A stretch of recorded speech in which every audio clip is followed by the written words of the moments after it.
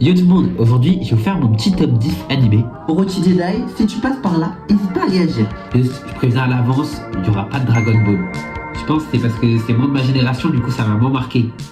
Oui, et oui, c'est exactement ce que tu penses. Je dis ça parce que t'es plus tout jeune. Je vais tout de suite mettre directement un petit manga de sport, IQ. C'est mon manga de sport préféré, mais c'est un peu normal aussi, je fais du volley. Du coup bah ça m'a tout de suite plu. Petite mention spéciale à Hajime no Ippo, Qui peut peut-être bientôt le détrôner, mais comme j'ai pas terminé, je suis pas sûr encore. En top 9, je vais partir sur un des premiers animés que j'ai regardé, c'est Assassination Classroom. Trouvez-moi une personne, juste une seule, qui n'a pas pleuré à la fin de Assassination Classroom. Impossible. En top 8, je vais vous caler un petit Hunter x Hunter. Meruem. Mais quel antagoniste, quel antagoniste.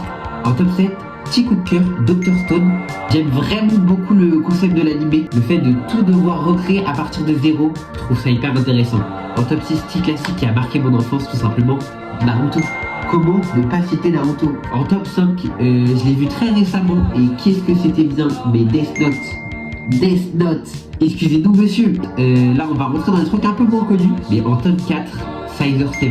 C'est un animé chinois et qui est très très bien et pourtant pas du tout connu en France alors que c'est vraiment exceptionnel. Top 3, Unpopular Opinion, hein. Mais Avatar, le dernier maître de l'air, oh là là, mais qu'est-ce que j'ai kiffé. Je pense que c'est un peu la nostalgie qui parle aussi.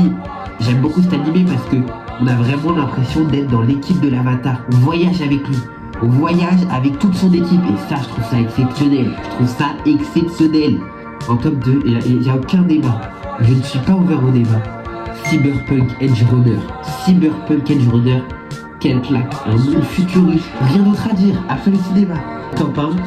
Écoutez, personnel, hein. Vinland Saga.